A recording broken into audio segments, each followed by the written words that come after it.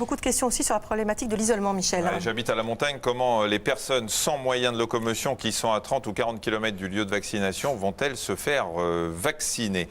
On reçoit effectivement beaucoup de questions sur cette problématique de l'isolement. Alors c'est important parce que effectivement il y a plein de personnes qui ont des problèmes de santé et qui justement ne peuvent pas se déplacer. Oui, c'est le cas notamment pour les personnes atteintes de SLA, la sclérose latérale amyotrophique, mieux connue sous le nom de maladie de Charcot, une maladie dégénérative qui entraîne une paralysie générale et en même temps une grande faiblesse respiratoire.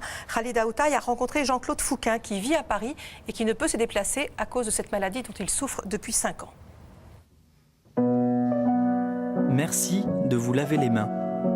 Avec l'arrivée de la grippe A, cette phrase est désormais une litanie. Pour Jean-Claude Fouquin, cette mise en garde est une question de survie. À 72 ans, il est atteint de SLA, la sclérose latérale amyotrophique. Cette maladie neurologique paralyse progressivement l'organisme, des muscles jusqu'à l'appareil respiratoire. Du coup, Jean-Claude ne peut pas se déplacer dans un centre de vaccination. Et la semaine dernière, il a appris que le vaccin, lui non plus, ne viendrait pas à lui, par décision ministérielle. Pour le moment, je suis coincé. Pour le moment, je suis coincé, quoi. Je suis coincé, ça veut dire quoi? Je peux rien faire. Je peux rien faire. Je peux mettre un masque supplémentaire, bon. Voilà. J'ai pas peur.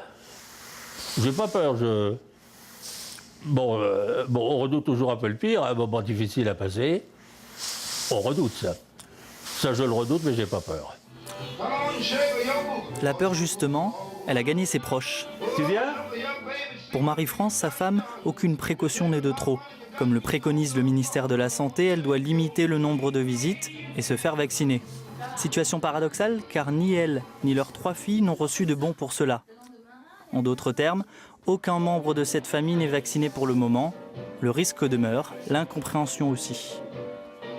C'est inadmissible. Pour que mon mari ne puisse pas se faire vacciner, pour lui, c'est inadmissible. Pour son entourage, c'est inadmissible. Je ne peux pas imaginer le pire. Donc nous souhaitons sincèrement que le cabinet de Mme Bachelot, ainsi que Mme Bachelot, change de position sur ce point et mette très vite en place une logistique pour vacciner ce type de malade à domicile. Ces revendications, pourtant, elles ne datent pas d'aujourd'hui. Depuis plusieurs mois, le professeur Méninger alerte les autorités sur ce problème, en proposant par exemple une vaccination des malades par leur médecin traitant.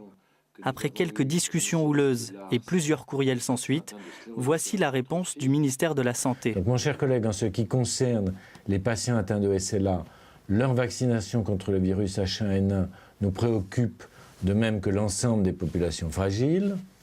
Pour les personnes atteintes de SLA et ne pouvant se rendre dans un centre de vaccination, il n'y a actuellement pas de moyens logistiques permettant de les vacciner. C'est quoi votre sentiment quand vous recevez des mails comme celui-là?